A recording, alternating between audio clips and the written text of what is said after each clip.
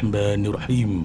Disarankan membaca surah-surah Al-Quran yang boleh membantu pertahanan diri kita semua sebelum kita meneruskan kisah seram alam jin. وَلِكُلٍّ وِجْهَةٌ هُوَ مُوَلِّيهَا فَاسْتَبِقُوا الْخَيْرَاتِ أَيْنَمَا تَكُونُوا يَأْتِ بِكُمُ اللَّهُ جَمِيعًا إِنَّ اللَّهَ عَلَى كُلِّ شَيْءٍ قَدِيرٌ. Assalamualaikum warahmatullahi wabarakatuh dan salam sejahtera. Terima kasih kepada kalian semua yang melibatkan diri dalam siri kisah seram alam jin. Apa itu selempang merah? Apakah sejarah dan kewujudannya selempang merah ni? Aku yakin ada di antara kita semua masih lagi tidak ketahui berkaitan dengan kisah selempang merah ni dan sejarahnya. Aku sarankan kalian boleh refer dalam channel-channel YouTube yang lain sebab banyak unsur-unsur penerangan berkaitan dengan selempang merah ni. Dalam kisah kali ini aku tak nak bicarakan secara mendalam berkaitan dengan selempang merah sebab aku nak menumpukan perhatian kepada kisah bekas ahli selempang merah dan sihir yang mengganggu seluruh isi rumah keluarga selempang merah ni. Ini kisah benar ya, bukan main-main tau. Ini adalah kisah benar yang benar-benar berlaku. Kisah benar kesesaraan, pengalaman pedih, perit, sakitnya ditampung yang dialami oleh keluarga selempang merah yang disihir. Sebelum aku teruskan, aku nak maklumkan pada ahli keluarga yang berkaitan dengan kisah ni. Aku mohon pada ahli keluarga berkenaan, tolong jangan bimbang. Aku tak akan dedahkan sama sekali maklumat peribadi berkaitan dengan arwahnya atau sesiapa yang terlibat dalam kejadian tersebut.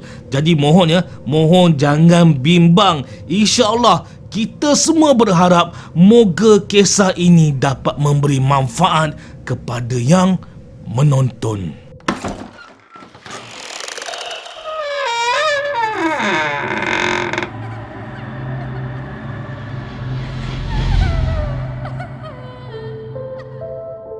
Selepas sejarah pertempuran di antara selempang merah di seluruh Malaysia dengan dua agenda, iaitu yang pertama komunis dan yang kedua adalah 13 Mei.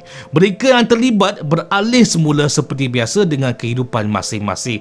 Salah seorang yang terlibat adalah beliau dalam kisah ni, aku tak nak sebut nama dia. Kisah ini berlaku di negeri Perak. Daerah mana tu pun minta maaf, aku tak boleh nak bagi tahu. Kalian cuma perlu tahu di negeri Perak kisah ni berlaku. Di kawasan daerah ini, beliau ada 7 adik-beradik selempang merah. Bukan adik-beradik sedara sedaging tu, bukan. Tapi adik-beradik seperguruan. Kesemuanya adalah selempang merah di kawasan daerah ini. Masing-masing ada selempang merah masing-masing. Maksudnya setiap orang akan ada satu selempang merah.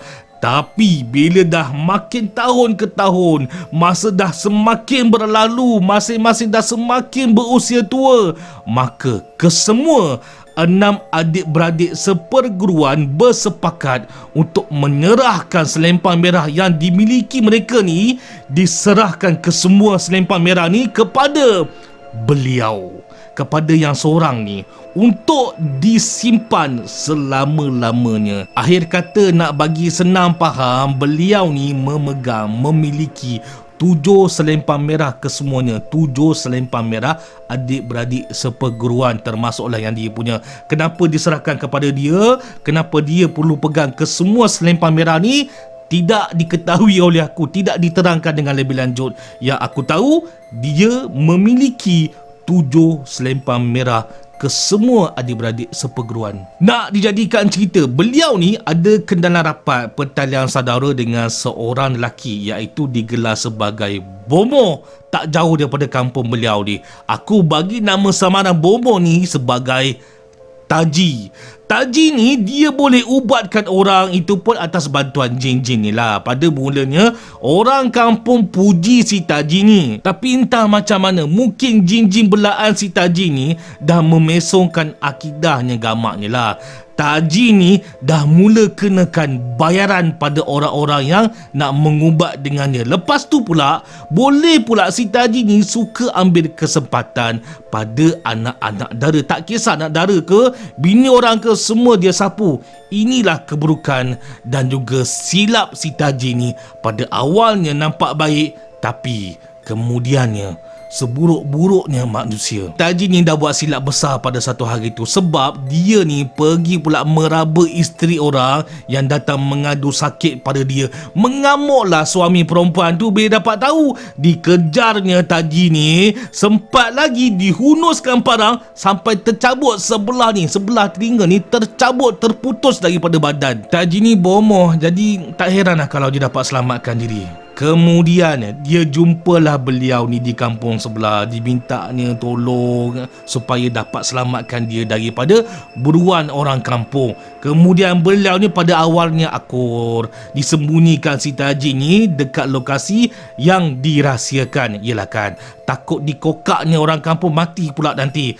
Jadi beliau ni pun buatlah rancangan, buat perbincangan dengan orang kampung sebelah si Taji ni. Bincang baik-baik supaya tidak berlakunya keganasan yang berlarutan. Bila orang kampung sebelah ni dah lembut hatinya, beliau ni pun jumpalah balik si Taji ni. Pujuklah si Taji datang ke surau kampung sebelah tu, ya. Dekat surau, beliau minta si Taji ni angkat sumpah dan ikrar untuk taubat dan memohon maaf pada orang-orang kampung yang tidak buat hal. Lepas je orang kampung ni berpuas hati, masing-masing dah selesai, dah balik, dah beredar, masa ni lah si Taji ni naik hantu pula dengan beliau ni. Marah-marah tak puas hati, katanya, harapkan ikatan saudara, tapi ini yang korang buat pada aku. Lahanat. Apa kamu ingat kamu dah bagus sangat ke? Pui, menyesal aku. Tunggu korang semua, tunggu. Itulah dialog pada asal dia berbahasa Jawa, tapi aku guna pakaikan supaya ianya berbentuk bahasa Melayu, supaya kalian semua boleh faham dengan mudah. Sebenarnya dialog ni panjang lagi tau. Siap si Taji ni sumpah serana maki hamun pada anak perempuan beliau ni. Masa ni anak perempuan beliau ni tengah mengandung. Jadi dia makinya, dia katakan pada anak beliau yang tengah mengandung ni, tu dalam perut tu, itu dalam perut tu anak biawak, bukan anak orang. Masa inilah bermulanya dendam si Taji pada seluruh keluarga beliau. Tak kira lah isteri beliau ke, anak beliau ke, menantu beliau ke, cucu beliau ke, semua si Taji ni dah mula benci dan mula aim. Buat pengetahuan kalian semua, beliau ni hebat orangnya. Semua orang kampung kenal dengan beliau. Orang yang warak, tegas dalam agama, pegang kukuh dengan adat. Orang dalam kampung beliau ni ataupun orang daripada luar daripada kampung beliau ni hadir ke rumah beliau untuk berubat kadang-kadang tu. Nak kata terror tu tak adalah terror ataupun handas sangat, tapi nak mengubat orang sakit tu sikit-sikit tu bolehlah, sebab ada bakat kan. Kalau ada yang nak minta tolong tu, insya-Allah dengan izin Allah Subhanahu Wa Taala, beliau akan cuba bantu sebaik yang mungkin. Cumanya kalau kalian nak tahu, dulu-dulu kadang-kadang di antara orang yang boleh merubat sakit orang lain ni, dia ni mesti tak boleh nak mengubati ahli keluarganya sendiri. Orang lain boleh diubat, tapi kalau ahli keluarga yang kena sakit, dia mesti tak boleh nak rawat. Inilah yang terjadi pada beliau ni. Masa keluarga beliau kena sihir, beliau memang tak boleh nak bantu ahli keluarganya sendiri. Tak tahulah kenapa pantang macam tu berlaku kan. Jangan ditanya aku, kenapa pula ahli keluarga lain boleh dibantu, ahli keluarga sendiri tak boleh bantu pula. Inilah dia cara dan kaedah pantangnya orang dulu. Aku tak tahu kenapa benda dan syarat itu berlaku. Cuma yang aku tahu memang itulah kaedah dan syarat dia. Kalau kalian tak percaya, cuba tanya orang-orang tua yang kalian kenal di sekeliling. Cuba tanya, betul ke macam ni? Ya, kadang-kadang macam tu. Orang Jawa kadang-kadang dia macam tu. Dia memang syaratnya macam tu. Tapi Alhamdulillah, dalam perkampungan yang sama dengan beliau ni, ada beberapa orang kampung yang berkebolehan untuk mengubat orang lain sakit macam beliau ni. Jadi masa keluarga beliau ni kena sihir, kena santau semua tu, pada mereka inilah beliau memohon bantuan, mohon pertolongan. Kita hanya merancang, tapi Allah SWT sebaik-baik Maha menentukan. Permulaan sihir tu berlaku. Okey, baik. Dengar sini baik-baik. Ini kisah permulaan sihir tu datang. Ada pelbagai cara dan kaedah bentuk permulaannya sihir atau santau tu datang. Di antaranya, ini yang berlaku pada keluarga beliau ya. Ini yang berlaku. Ada satu hari tu, masa tu tengah hari terik. Anak bongsu lelaki beliau ni tengah main dekat luar rumah. Masa tengah main tepi laman rumah ni, tiba-tiba dia nampak ada seekor ikan sedang berada di atas darat dalam situasi seakan-akan berenang macam tu. Kedudukan ikan tu sedikit demi sedikit makin lama makin hampir dengan rumah dia. Hujan. Terus anak dia panggil dia dalam rumah sebab pelik lah kan. Ada pula ikan berenang atas darat. Panas terik pula tu. Masa beliau turun nak tengok ikan tu dengan mata sendiri, masa dah tengok tu, sah. Ini adalah santau orang hantar ke rumah. Beliau bacalah apa-apa yang patut. Dia ambil ikan tu daripada atas tanah dengan tangan kiri tau, bukan tangan kanan. Dengan tangan kiri dibacanya apa-apa yang patut, dimatikan ikan tu. Selang beberapa hari kemudian, lagi sekali anak bongsu beliau ni nampak lagi ada ikan jenis yang sama, ikan yang kedua berenang atas darat menghala ke rumah. Tapi kali ni bukan daripada arah yang sama tepi rumah.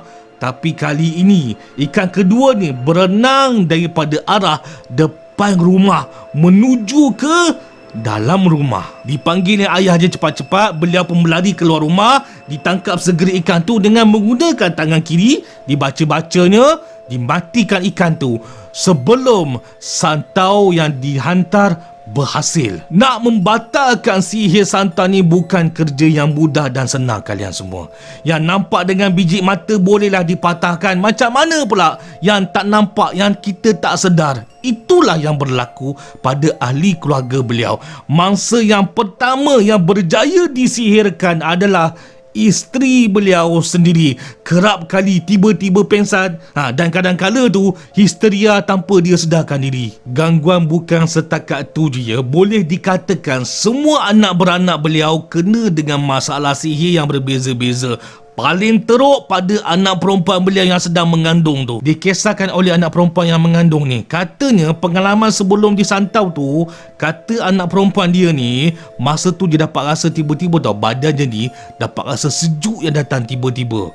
Sejuk tiba-tiba datang, kemudian panas, kemudian sejuk balik, kemudian panas. Kemudian keesokan harinya automatik badan jadi lemah, tak lalu nak makan minum. Senang kata lah, kalau dia makan, kalau dia minum, mesti diluahkan balik. Tak boleh nak telan. Hampir 10 hari hampir 10 hari anak perempuan dia yang mengandung ni tak boleh nak telan apa-apa. Dalam kejadian yang sama, anak lelaki bongsu beliau ni pun kena sihir. Dah mula menunjukkan macam ada yang tak kena pada badan dia. Sama juga situasi pada permulaannya. Kata dia, sehari sebelum kena santau tu, sehari sebelum tu, dia dapat rasa tau, macam ada sejuk yang datang tiba-tiba dalam badan. Sejuk tu datang, kemudian panas, kemudian datang, kemudian panas. Keesokan harinya, santau dah mengena, dah berakar dalam satu badan anak lelaki bongsu beliau ni. Bentuk santau yang anak lelaki bongsu dia ni kena, satu badan ni miang. Gata-gata yang bukan main teruk miangnya. Pedih satu badan ni, menggaru sana menggaru sini, merah sana merah sini, luka sana luka sini. Kesian, memang kesian. Budak-budak lagi dah kena santau. Itulah situasinya.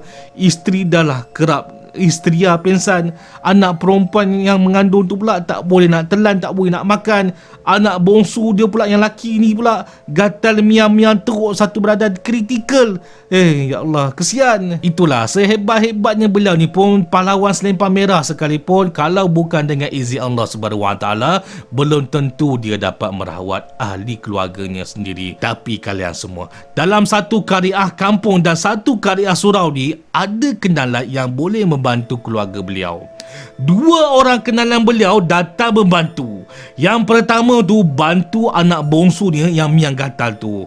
Yang kedua, bantu anak perempuan yang mengandung ni, yang tak boleh makan, yang tak boleh minum ni. Baik, kita tumpu dulu perhatian kita kepada orang yang pertama. Orang yang pertama yang datang membantu untuk membantu anak bongsu dia yang kena gatal ni. Kata je anak bongsu dia ni kena santau miang buluh selepas baca-baca surah Al-Quran. Lepas tu, dengar sini baik-baik. Ikhtiar ubat yang diguna pakai pada waktu ketika nak melawan santau miang buluh tu adalah dia guna sabun fek buku. Sabun fek buku yang dulu-dulu tu, sabun fek buku yang berbentuk segi empat tepat tu, berwarna biru tu. Okey, siapa ingat lagi? Ini gambar dia. Ini gambar dia, sabun fek buku yang berwarna biru. Inilah dia. Dia gunakan, dihancurkan, digaulkan bersama-sama dengan minyak tanah. Minyak yang buat bakar perita tu kan, itulah minyak tanah tu. Lepas digaul-gaul, diramas-ramas, disebatikan, kemudian disapu-sapu, dimandikan satu badan anak bongsu beliau ni. Pada awalnya memang kesian. Memang kesian. Sebab apa? Budak tu meraung kepedihan tau. Sakit berbisa-bisa badan dia, seakan-akan macam kena cucuk-cucuk api tu. Sabun fat dengan minyak tanah tu dah lah panas. Kulit budak ni terasa terbakar-bakar, meletup-letup katanya.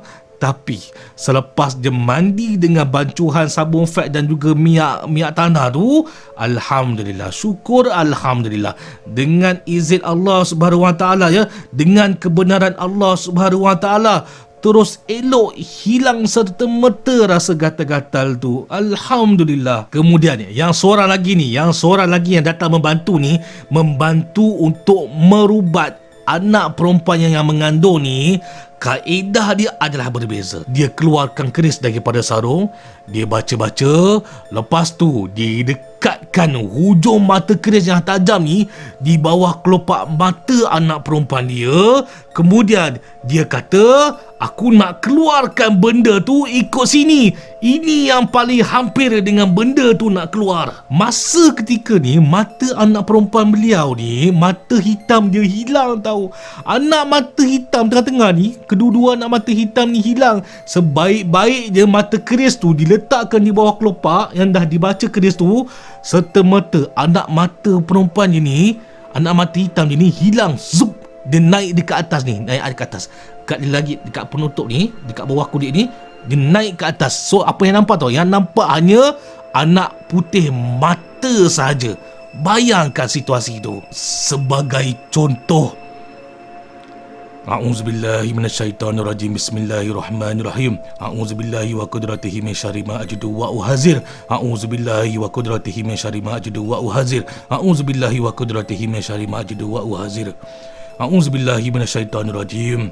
Allahu Akbar. Dia letak ke hujung keris tu, letak bawah kedua mata. Lepas tu dia naik yang ke atas.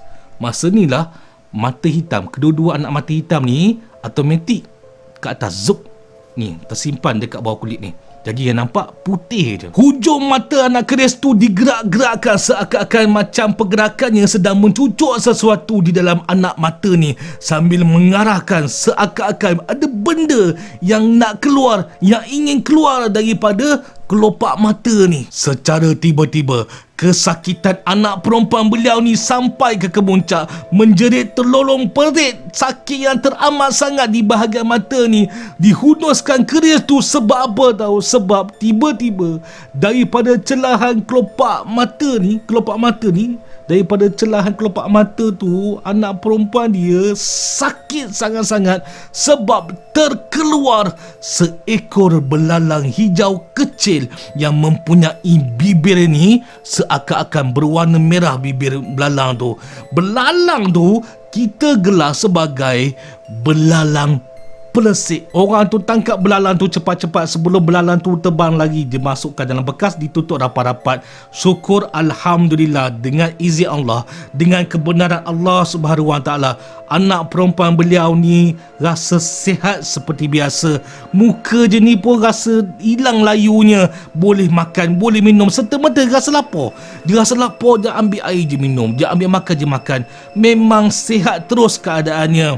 Tetapi bagaimana pula dengan isteri beliau? Adakah isteri beliau pun kembali pulih? Tidak. Belum lagi. Bab ni beliau dah tak boleh tahan dah. Dia dah tak tertahan sabar dia.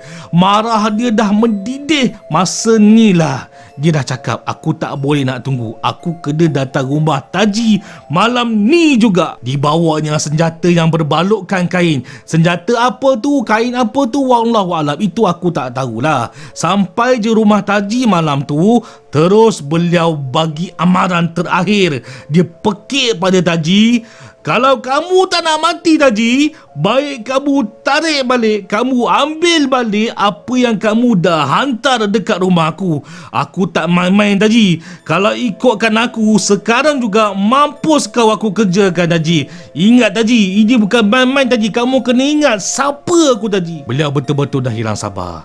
Tercabar kewarakannya, tak kira lah ya saudara ke, ada pertalian rapat ke. Walaupun beliau ni tak boleh nak rawat ahli keluarganya sendiri, tapi kalian semua kena ingat, beliau masih lagi boleh sentuh orang yang buat keluarganya terseksa. Tak boleh rawat keluarga, dengan engkau aku kerjakan nanti. Keesokan harinya Taji pun datanglah ke rumah beliau, sebab Taji tahu beliau ni bukan orang yang dia boleh tentang. Dendam juga, marah-marah juga, tapi kena ada batasnya. Kalau tidak, diri sendiri juga yang merana nanti. Tapi kan, walaupun Taji datang ke rumah beliau, Taji khawatir sebab dia seorang je. Jadi apa si Taji ni buat? Dia pergi bawa seekor jin. Taji ni bawa seekor jin sebagai bantuan, pengirim pengawal keselamatan katanya. Ini bukan main-main tau. Ini bukan bohong, ini bukan tipu. Saksi yang berada pada waktu kejadian malam tu, mereka kata mereka memang nampak Taji ni macam ada bawa benda besar tinggi dekat belakang dia ni. Tinggi benda tu macam tiang elektrik TMB tu. Tak tahulah, yang nampak pada malam tu, diorang sendiri pun tak boleh nak cakap benda tu bentuk macam apa. Tapi apa yang diorang boleh gambarkan, benda tu tinggi macam tiang TMB elektrik, gelap, nampak rambut panjang mengurat sampai ke tanah. Lepas tu ada ekor pula. Ada ekor pula yang melirik atas tanah macam tu. Kalian nak tahu tak, jin yang menyorok di belakang pokok tu apa yang dia buat? Tak ada apa-apa. Dia tak buat apa-apa. Dia menyorok je belakang pokok tu. Tak ada buat apa-apa pun. Tak bantu apa pun. Kebetulannya pada waktu ketika tu, di luar rumah beliau ni adalah beberapa orang kampung yang rapat dengan beliau ni. Salah seorang adalah yang mengubat anak dia yang sakit masa kena santau tu. Orang tu datang ke jin tu, berlari tau. Bukan datang berlenggit-lenggit, tak. Dia berlari, dia meluru berlari. Dia terus tarik ekor jin yang belakang pokok tu. Berlari jin tu, takut. Tak adalah apa pun, tak hebat sangat, sekadar nak menemani je. Orang yang tarik ekor jin tu, lepas dia tarik tu, lepas jin tu hilang, dia naik, dia masuk ke rumah beliau ni. Dia tempelak kepada si Taji ni. Dia kata apa tau? Taji, apa yang kau bawa tadi tu? Kau bawa apa tadi tu? Macam buluh je aku tengok. Tak ada apa-apa pun. Taji, kau jangan main-main ya. Kau datang ni, kamu nak ambil, kamu nak tarik balik benda yang kamu hantar. Taji masa ni dia betul-betul mengaku ini semua adalah perbuatan dia. Dia mengaku memang dia yang hantar sihir yang santau semua tu. Kemudian dia tarik balik semua sihir santau tu.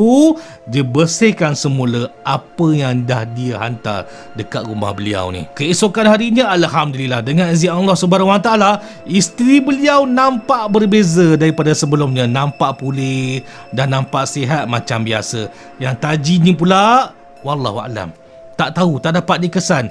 Katanya dah bawa diri ke kampung yang lain. Kisah yang aku ceritakan ni, tragedi santau menyantau ni berlaku pada puluhan tahun yang dulu. Ya, puluhan tahun yang dulu, dah lama dah.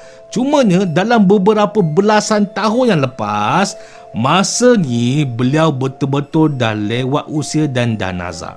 Ya, dah nazak.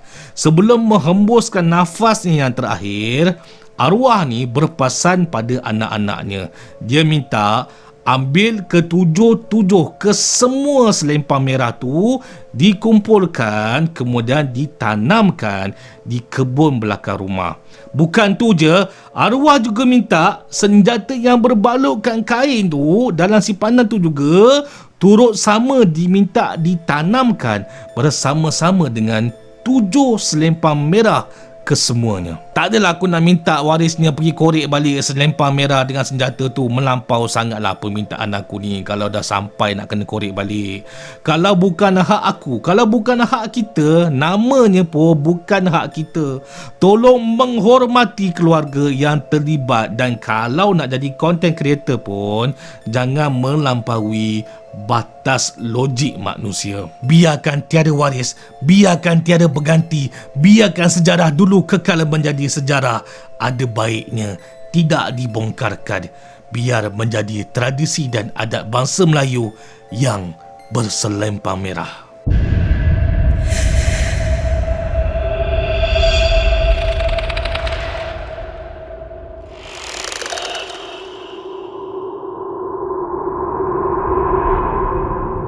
Dua orang kampung, dua orang ehsan yang hebat yang merawat anak bongsu lelaki arwah ni dulu dan merawat anak perempuan arwah ni yang mata keluar belalang peresik dulu. Kedua-dua ehsan manusia ni pun sudah lama meninggal dunia. Si Taji ni pun dikabarkan sudah lama meninggal dunia dah. Masa sebelum arwah Taji ni meninggal, dia ada sempat minta maaf dengan orang-orang yang pernah dia buat salah. Perempuan yang mengandung yang keluar belalang ikut mata ni pun dia ada melawat arwah dan maafkan segala salah silap arwah Taji ni. Okey, kisah ni tutup ya. Habis tau. Dah habis dah. Tak ada buruk-buruk lagi dah. Dah berlalu. Semua selamat. Tak nak ada cabang-cabang lagi dah. Orang muda tak akan tahu sejarah dah kehebatan orang-orang tua, orang-orang lama-lama ni. Bagi mereka yang tahu pun, mereka yang korek sedikit rahsia pengalaman hebat seperti ni, kalian antara yang bertuah dapat tahu kisah yang dah lama, yang dah semakin lupa oleh orang kampung lokasi tempat ni. Kita nampak orang-orang tua ni, mereka ni di depan anjung rumah menghisap rokok gulung. Ada yang merenung meratak daunan pokok di tiup angin. Kita lihat hanya orang tua biasa menanti umur yang semakin dimamah tahun. Walhal tanpa kita sedar, mereka ni adalah di kalangan sejarah manusia sebelum kita beroleh amannya zaman sekarang ni. Jangan lupa ya untuk tekan button subscribe, like, on notification dan share supaya menarik lebih ramai lagi tontonan umum lalu menjadi sebahagian keluarga Alam Maya Kisah Seram Alam Jin. Kalau kalian ada pengalaman angker yang ingin dikongsikan, bolehlah PM aku dalam Messenger Facebook. InsyaAllah ya, jika diberi keizinan, aku akan dedahkan pengalaman angker kalian semua dalam kisah seram yang selanjutnya untuk tatapan-tatapan ke semua yang hadir. Dengan izin Allah Subhanahu Wa Taala, kita akan bersua lagi di topik bicara kisah-kisah seram yang lebih angker, kisah-kisah seram yang lebih misteri, kisah-kisah seram yang terdahulu yang dikorekkan kembali dalam Kisah Seram Alam Jin. Assalamualaikum warahmatullahi wabarakatuh. Terima kasih semua.